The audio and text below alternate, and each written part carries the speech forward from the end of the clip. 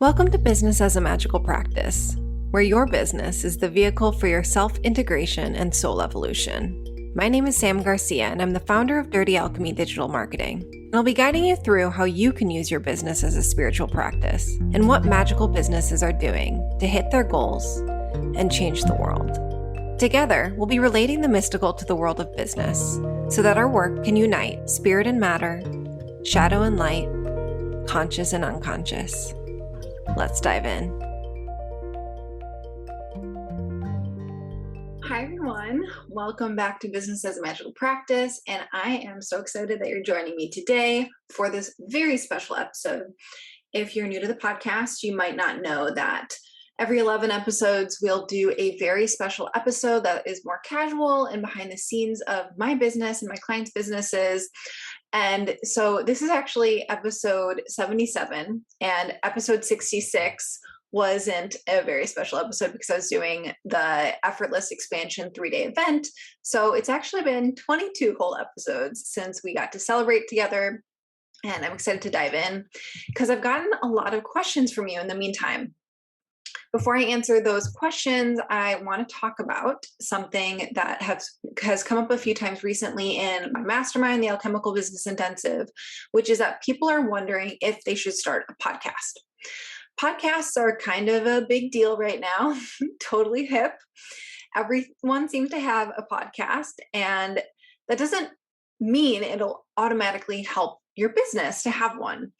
So there are obviously a lot of reasons why you should or shouldn't start a podcast. So today we're going to go behind the scenes of my business and look at my process to show you exactly why I started Business as a Magical Practice and how we got to be where we are today, so you can get some insight into whether or not this will be a good decision for your business. So I actually wanted to start a podcast for a long time. I love podcasts. I listen to them as soon as I think I found the podcasts app on my phone in like 2015, maybe 2013. I'm not sure, somewhere around that range. And as soon as I found it, I just went nuts. I was so excited. I was living in a rural area, which doesn't have great streaming capacity. Anyone else who has tried to live off grid and everyone puts stuff out where you have to stream a video from Wi-Fi or from data, it just doesn't work at all. So when I found podcasts, the podcast app where I can just download audios and listen to them wherever I am, whether or not I'm on a farm or walking around town, it blew my mind, and I suddenly got obsessed with them. So I've been listening to podcasts for a few years and just totally obsessed with them, listening to them every single day. And I just knew that I wanted to have one. It was something that it's a medium that I love.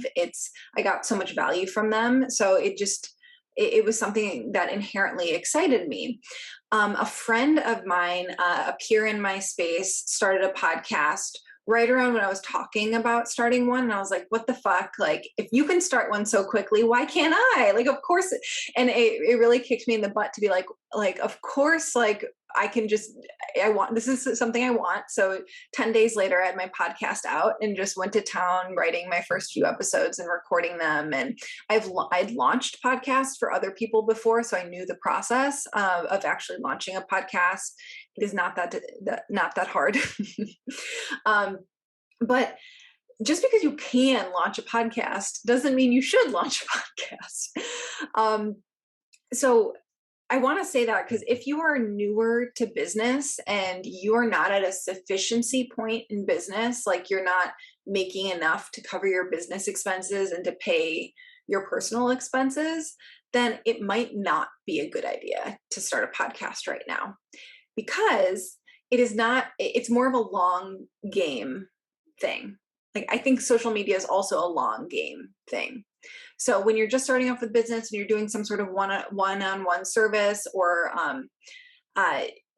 pretty much when you're selling an online digital service of some sort, whether that's coaching or graphic design or tarot readings, it's so much more effective to do one-on-one interactions and reach outs to people than it is to start a podcast and wait for your podcast audience to build up.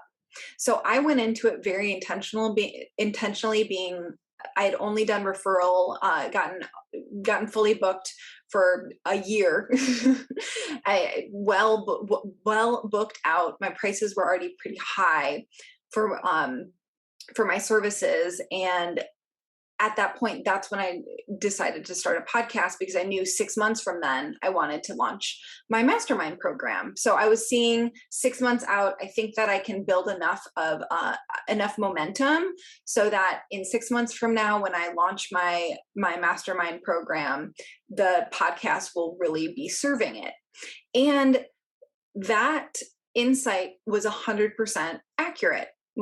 So I launched the podcast in August 2019, and I launched my mastermind. Oh wait, I'm getting my years wrong.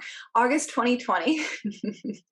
And I launched Alchemical Business Intensive, the first round, in February 2020. So 2021, there we go. So that was around 6 months later. And the women who joined, at least half of them had heard about me through the podcast or fell in love with me through the podcast. So the whole point of it was building expertise and giving value ahead of time that allowed these women to feel comfortable enough to join the mastermind.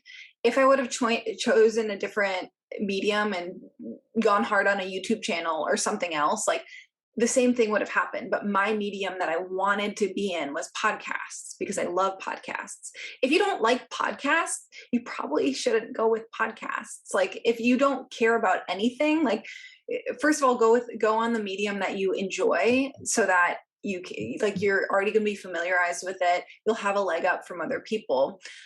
If you don't like any of the mediums, I would go with a more video based than I would a podcast. I don't ever watch YouTube. I never watch videos. I only listen to audios. So I don't care about YouTube at all. I don't want to spend time on it and learn the tips and tricks and watch how people do YouTube videos really well. So going on that medium didn't make sense for me.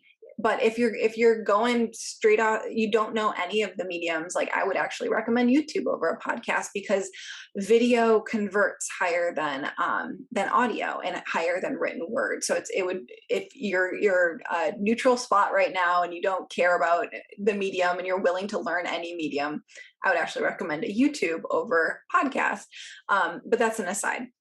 If you are someone who you are already at a sufficiency point in your business and you like podcasts and you think that you have something to share on podcasts, like, I would say do it immediately, and be patient with it. Be really okay with the fact that this is a long game medium. Like, you're most likely not going to get like a client right out the gate from your first episode, or even your first 3 months of episodes, but it is something that builds up over time, builds your expertise up over time. And it is an absolutely bingeable thing. If you look at the stats of podcasts, people will find a podcast that they like and they'll go and binge listen to all of the episodes. So if you've been every single week putting out a new podcast, that is so much value that someone could get to you right when they find you. And then suddenly they'll become sold on you. So I wanted to put those benefits in. And yeah, I think that's pretty clear of, like, make sure if you're brand new to business or you're not at a sufficiency point in business, I would focus on direct marketing tactics to get your clients, get affiliates, get referrals, directly reach out to people, tell people what you do. If you are at a sufficiency point and you're planning on launching a course or a program, start 6 months, an entire year ahead of time of building up your podcast value bank, because it does take a little bit of time to actually build up your momentum. And it is pretty simple. Like, you don't need a fancy mic. You don't need fancy editing software. I have a blue Yeti mic that my husband had for a podcast or interviews he was doing, but you can do it just as easily at earbuds on your iPhone and record it directly to your iPhone. And you can, like, I still edit everything on iMovie. I have GarageBand, there's fancier ways, but I don't see there isn't a huge leg up for me to improve upon the very simple system we've put in place in my business.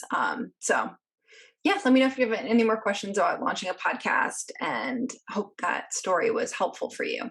So moving on to your questions, not yet. I wanted to share 3 of my favorite things right now, because I just really like sharing these with you guys. Elizabeth on my team was like, you've shared favorite things on the last few very special episodes, so you should probably switch it up. And I was like, but I like sharing my favorite things with you guys, so I'm just going to do it anyways. The first very favorite thing right now is Natalie Granja Hypnosis, which is nataliegranja.com.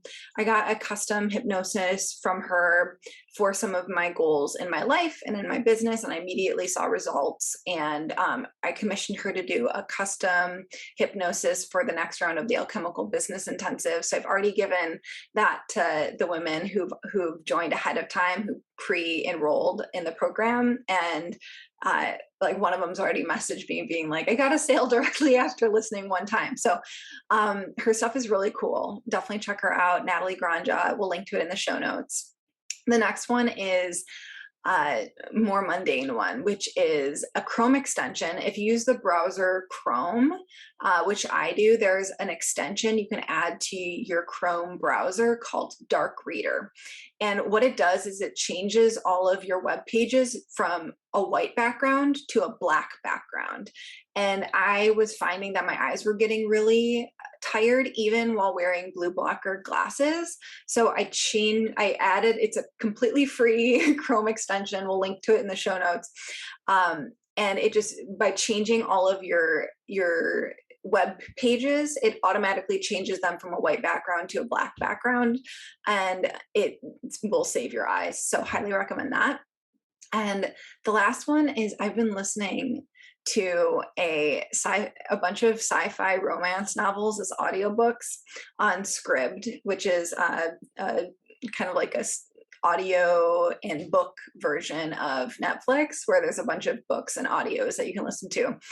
And it's how I've tricked myself into enjoying doing the dishes. It was a huge pain point for me, doing the dishes, like this very simple daily task. And I was just putting it off and then getting really annoyed having dirty dishes in the sink.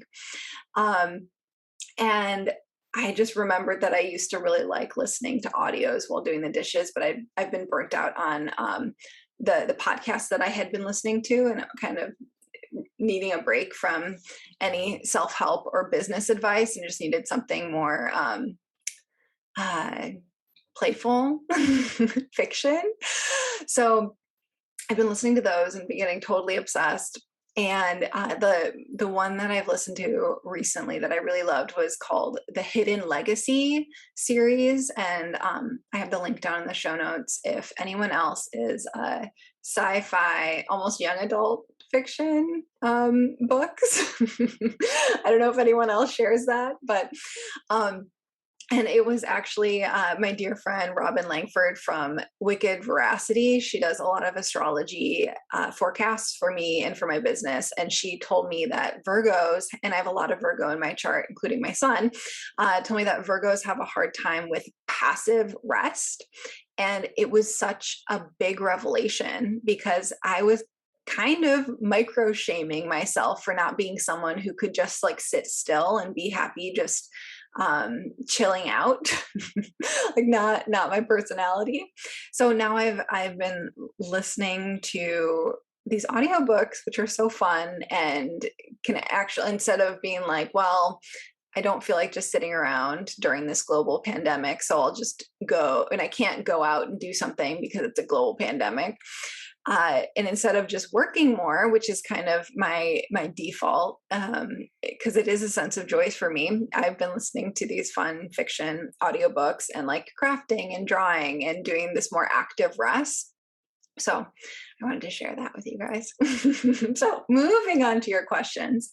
And like always, these come in from Instagram and from our Facebook group. So if you want your questions answered on the next very special episode, send them over to the links in the show notes. You can DM me on Instagram at The Dirty Alchemy or go to the Facebook group Business as a Magical Practice. And the questions we have this week are, how do I stop procrastinating and get in-person events that are filled? So from the way that this person phrased the question, I'm guessing that these are not two different questions, but that you're procrastinating on things that you know would fill your in-person event, not just like how to stop procrastinating as one question and how to get in-person events filled as another question. So for the procrastinating things, I'm curious, are you procrastinating because it's a hard thing? Because of a trauma response, or because it doesn't actually matter? Like, do you have this big long list of to-dos of tasks that you know will help fill out your event, your in-person event, but you're not doing them?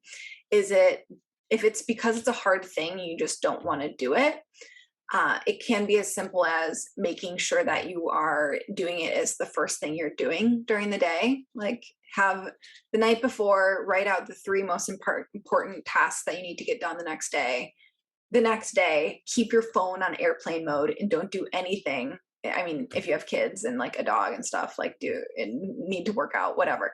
But when you're like actually going to work for the day, make sure the first things before email, before going on Instagram, is to do those things and get them done, even if they are the hard thing.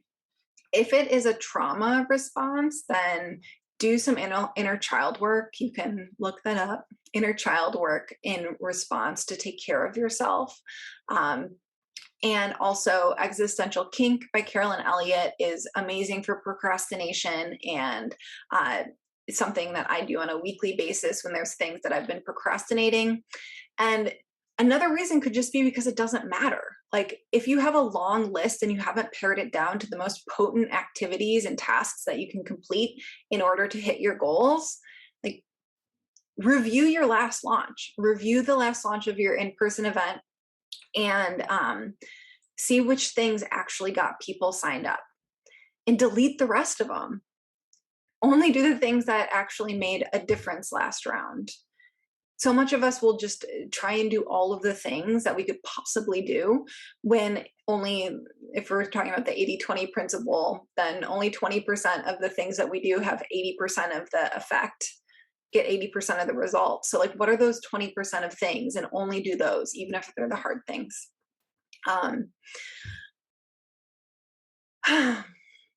Another thing is, you could just decide that you don't have to do those things.